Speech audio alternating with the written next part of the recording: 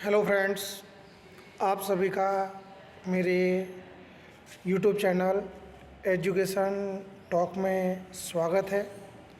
आज हम गुजरात माध्यमिक और उच्चतर माध्यमिक शिक्षा बोर्ड कक्षा 12 हिंदी मीडियम विषय अर्थशास्त्र, जिसके अंदर आज हम चैप्टर नंबर 7 जनसंख्या, जिसमें आज हम भारत में ग्रामीण जनसंख्या एवं शहरी जनसंख्या उसके बारे में आज हम पढ़ने वाला है।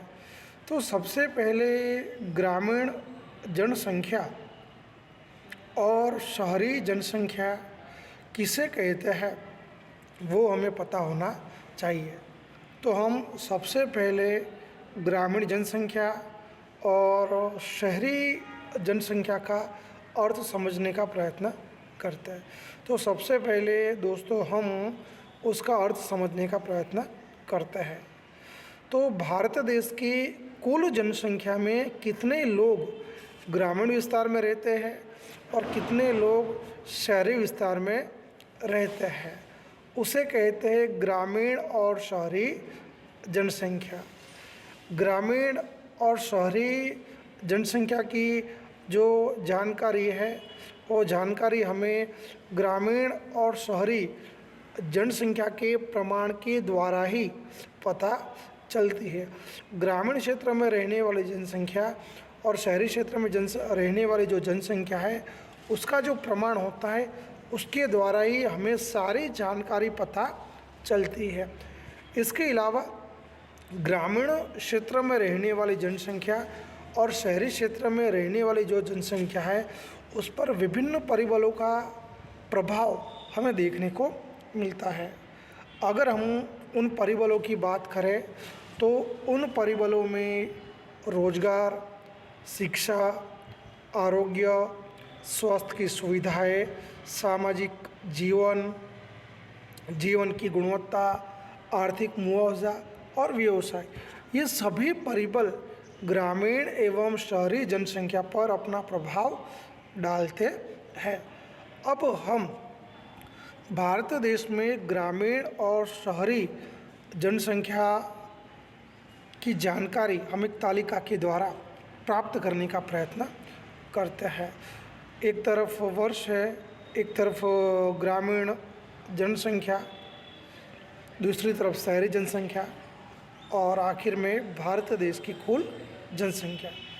तो इस प्रकार से हम जानकारी प्राप्त करने का प्रयत्न करेंगे। सबसे पहले हम 1901 की बात करते हैं। 1901 में भारत देश में ग्रामीण जनसंख्या का प्रमाण 21.2 करोड़ था, जबकि शहरी जनसंख्या की बात करें तो 1901 में शहरी जनसंख्या का प्रमाण 2.6 करोड़ था, जबकि 1901 में भारत देश की जो कुल जनसंख्या थी वो 23.8 करोड़ जितनी थी। दोस्तों रिपीट करते हैं, 1901 में ग्रामीण जनसंख्या का प्रमाण 21.2 करोड़ था, शहरी जनसंख्या का प्रमाण 2.6 करोड़ था, देश की जनसंख्या का प्रमाण 23.8 करोड़ जितना था। अब हम इसे प्रतिशत में देखें तो 1901 में ग्रामीण जनसंख्या का प्रमाण 89.1% था, शहरी जनसंख्या का प्रमाण 10.9% था, जबकि देश की जनसंख्या तो अब सभी लोगों को मालूम है ही। इस प्रकार अब हम बात करते हैं 1951 की। 1951 में ग्रामीण जनसंख्या की बात हम करें तो 1901 में 29.9 करोड़ लोग ग्रामीण क्षेत्र में रहते थे, जबकि शहरी जनसंख्या की बात करें तो 1951 में शहरी जनसंख्या 6.2 करोड़ थी। और भारत देश की बात करें तो भारत देश में जनसंख्या का प्रमाण 36.1 करोड़ था। दोस्तों रिमाइंड करते हैं फिर से, 1901 में ग्रामीण जनसंख्या का प्रमाण 29.9 करोड़, शहरी जनसंख्या का प्रमाण 6.2 करोड़ और देश की जो जनसंख्या थी उसका प्रमाण 36.1 करोड़। अब हम इनको प्रतिशत में देखें तो 1951 में ग्रामीण जनसंख्या का जो प्रतिशत था वो ग्रामीण जनसंख्या का प्रतिशत 82.8% था। शहरी जनसंख्या का प्रतिशत 17.2 जितना था और ग्रामीण जनसंख्या और शहरी जनसंख्या मिला के जो प्रतिशत था वो 100% जितना था। अब हम बात करते हैं वर्ष 1981 के। वर्ष 1981 में ग्रामीण जनसंख्या की बात करें तो ग्रामीण जनसंख्या 52.4 करोड़ जितनी थी, जबकि 1981 में शहरी जनसंख्या की बात करें तो शहरी जनसंख्या 15.9 करोड़ जितनी थी और भारत देश की जो जनसंख्या है वो भारत देश की जनसंख्या 68.3 करोड़ जितनी थी। रिमाइंड दोस्तों करते हैं, 1981 में ग्रामीण जनसंख्या 52.4 करोड़, शहरी जनसंख्या 15.9 करोड़ और भारत देश की जनसंख्या 68.3 करोड़ जितनी थी। अब इनको हम प्रतिशत में देखें तो 1981 में ग्रामीण जनसंख्या का प्रतिशत 76.72% था, शहरी जनसंख्या का प्रतिशत 28% जितना देखने को मिलता है। अब हम बात करते हैं वर्ष 2011 की। वर्ष 2011 में ग्रामीण जनसंख्या की बात करें तो वर्ष 2011 में 83.2 करोड़ ग्रामीण जनसंख्या थी और शहरी जनसंख्या की बात करें तो 2011 में शहरी जनसंख्या 38 करोड़ जितनी थी और भारत देश की जनसंख्या की बात करें तो भारत देश की कुल जनसंख्या 121.2 करोड़ जितनी थी। रिपीट करते हैं दोस्तों फ्रेंड्स, 2011 में ग्रामीण जनसंख्या 83.2 करोड़, शहरी जनसंख्या 38 करोड़ और देश की जो जनसंख्या है वो 121.2 करोड़। अब इन्हें प्रतिशत में देखें तो 2011 में ग्रामीण जनसंख्या का प्रतिशत 68% था, शहरी जनसंख्या का प्रतिशत 32% जितना हमें देखने को मिलता है। तो ये तो मैंने आपको ग्रामीण और शहरी जनसंख्या के आंकड़े 1901 से लेके 2011 के जो आंकड़े हैं वो मैंने आपको देने का प्रयत्न किया। इसी चीज़ को हम स्तंभालेख के द्वारा भी दर्शा सकते हैं। पास के शहरी और ग्रामीण जो जनसंख्या है उस शहरी और ग्रामीण जनसंख्या को पास के स्तंभालेख के द्वारा दर्शाने का प्रयत्न किया है। वैसे तो दोस्तों आप सभी को ये आलेख तो आते ही होंगे तो हम उसकी ज़्यादा चर्चा में नहीं पड़ते, लेकिन इस आलेख का जो विवरण है उस विवरण को जानना बहुत ही ज़रूरी है, तो हम इस विवरण को देखने का प्रयत्न करते हैं। दोस्तों हम बात करें तो इसका विश्लेषण देखें तो पता चलता है कि वर्तमान समय में भारत की जो कुल जनसंख्या है उस कुल जनसंख्या में शहरी जनसंख्या का प्रमाण क्रमशः बढ़ता जा रहा है। तो ये बहुत ही महत्वपूर्ण बात है कि भारत देश की कुल जनसंख्या में शहरी जनसंख्या का प्रमाण क्रमशः बढ़ता जा रहा है, जिसके कारण अनेक समस्या उत्पन्न होती जा रही है। जैसे हम बात करें तो शहरों में झोपड़पट्टी की संख्या दिन प्रतिदिन बढ़ती जा रही है। शहरों में झोपड़पट्टी की समस्या बढ़ने की वजह से गंदगी की समस्या भी उत्पन्न हो रही है। इसके अलावा शहरी क्षेत्र में जो जनसंख्या बढ़ती जा रही है उस बढ़ती हुई जनसंख्या को आई थिंक जो इंफ्रास्ट्रक्चर की जो सुविधा मिलनी चाहिए वो इंफ्रास्ट्रक्चर की सुविधा नहीं मिल रही है, जिसके अंदर बिजली की सुविधा, वाहन व्यवहार की सुविधा, पीने के पानी की सुविधा। तो कहने का मतलब कि व्यक्ति को जो आधारभूत सुविधा उपलब्ध होनी चाहिए वो आधारभूत सुविधाएं उपलब्ध हो रही नहीं है। इसके अलावा हम देखें तो जनसंख्या बढ़ती जा रही है, उसकी वजह से अन्य समस्या भी बढ़ती जा रही है। शहरी क्षेत्र में कचरे के निकाल की उचित व्यवस्था नहीं है। कचरे का जो निकाल होना चाहिए वो निकाल की सही व्यवस्था न होने की वजह से प्रदूषण की जो समस्या है वो प्रदूषण की समस्या भी उत्पन्न हो रही है। कहने का मतलब कि प्रदूषण का प्रमाण शहरी विस्तार में दिन प्रतिदिन बढ़ता जा रहा है। इसके अलावा शहरी क्षेत्र में जो रहने वाली जनसंख्या है, उस जनसंख्या को जो पर्याप्त मात्रा में कोई रोज़गार नहीं मिलते, तो ये चोरी, लूटपाट, किडनैपिंग, ऐसे जो एंटी सोशल एक्टिविटीज़ है उसका वो शिकार हो जाते हैं। तो ये पहला मुद्दा है कि जिस प्रकार से देश की जनसंख्या में शहरी जनसंख्या का प्रमाण बढ़ता जा रहा है, उसकी वजह से हमारे देश के अर्थतंत्र में अनेक प्रकार की समस्याएं सामने आ रही है। नंबर 1 की हम बात करें तो ग्रामीण क्षेत्र छोड़कर लोग शहरी क्षेत्र में आ जाते हैं।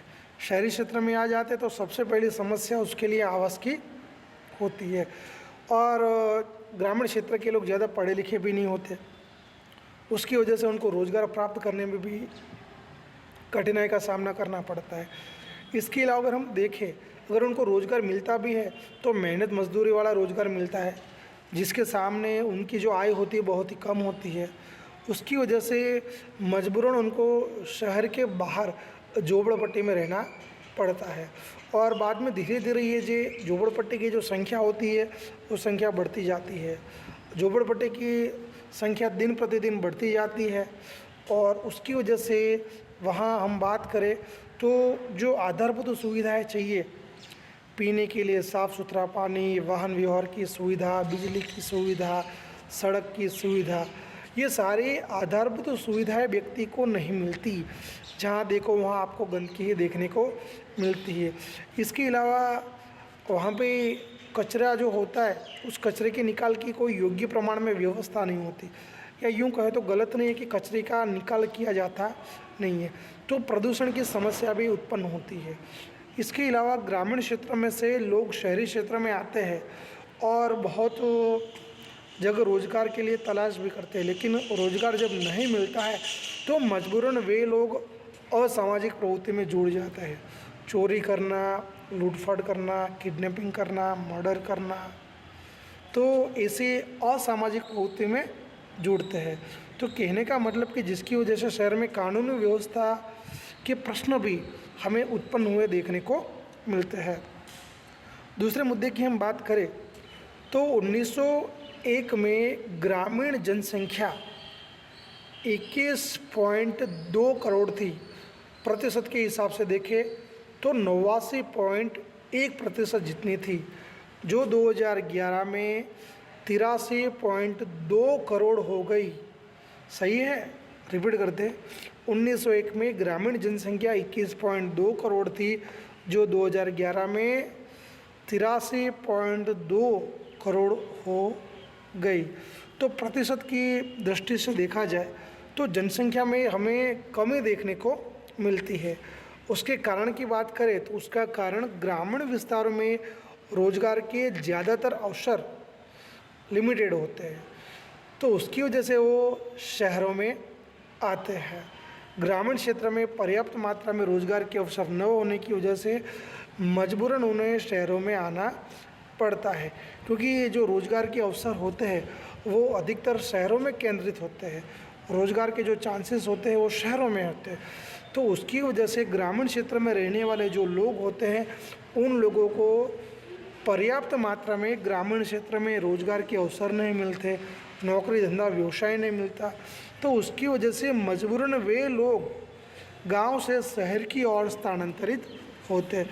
तो ये भी एक प्रमाण है कि ग्रामीण क्षेत्र की जो जनसंख्या है वो जनसंख्या शहरी क्षेत्र में अगर स्थानांतरित होती है तो उसकी एक ये भी वजह है कि ग्रामीण क्षेत्र में आई थिंक रोज़गार के अवसर पर्याप्त मात्रा में उपलब्ध नहीं होते, तो मजबूरन उनको ग्रामीण क्षेत्र में से शहरी क्षेत्र में स्थानांतरित होना पड़ता है।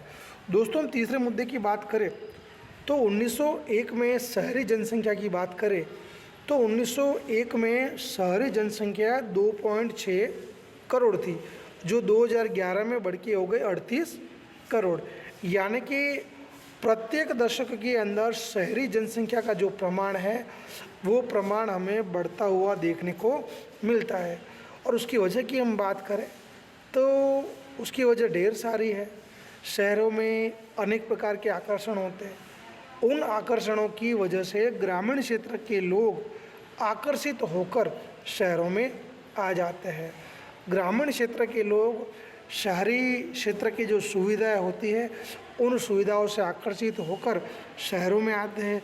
उन आकर्षणों की हम बात करें तो अनेक प्रकार की भौतिक सुख सुविधाएं जो ग्रामीण क्षेत्र में नहीं होती वे सुविधाएं हमें शहरी क्षेत्र में देखने को मिलती है। जैसे कि बिजली की सुविधा, ग्रामीण क्षेत्र में अधिकतर बिजली की सुविधा होती है लेकिन पर्याप्त मात्रा में बिजली ग्रामीण क्षेत्र में रहने वाले लोगों को मिलती नहीं है। स्कूल कॉलेज की सुविधा, ग्रामीण क्षेत्र के अंदर आई थिंक स्कूल की सुविधा होती है। आई थिंक एक गवर्नमेंट स्कूल होता है 10वीं या 12वीं तक, उसके बाद बच्चों को पढ़ने के लिए शहर में जाना पड़ता है। लेकिन शहरी क्षेत्र के अंदर तो अनेक प्रकार के स्कूल और कॉलेजेस होते हैं, तो पर्याप्त मात्रा में एजुकेशन की सुविधा भी शहरी क्षेत्र में देखने को मिलती है। सिनेमाघर, ग्रामीण क्षेत्र के अंदर सिनेमाघर की कोई व्यवस्था नहीं होती, जबकि शहरी क्षेत्रों के अंदर लोगों के मनोरंजन के लिए सिनेमाघर की व्यवस्था की गई होती है। पक्की सड़कें, ग्रामीण क्षेत्रों के अंदर पक्की सड़कों का अभाव देखने को मिलता है। ग्रामीण क्षेत्रों के अंदर अधिकतर कच्ची सड़कें ही देखने को मिलती है, लेकिन शहरी क्षेत्रों के अंदर पक्की सड़कों की सुविधा होती है।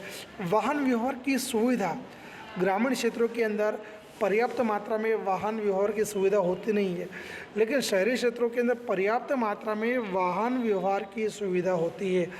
इसके अलावा अगर हम बात करें तो ग्रामीण क्षेत्र के अंदर संदेश व्यवहार के साधन भी पर्याप्त मात्रा में नहीं होते, लेकिन उसकी तुलना में शहरी क्षेत्र के अंदर पर्याप्त मात्रा में संदेश व्यवहार के साधन उपलब्ध होते हैं।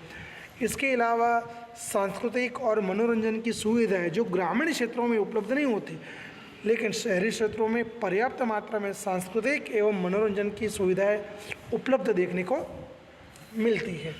इसके अलावा दोस्तों हम बात करें सबसे महत्वपूर्ण तो मेडिकल फैसिलिटीज़, ग्रामीण क्षेत्र के अंदर आरोग्य की सुविधाएं पर्याप्त मात्रा में नहीं होती।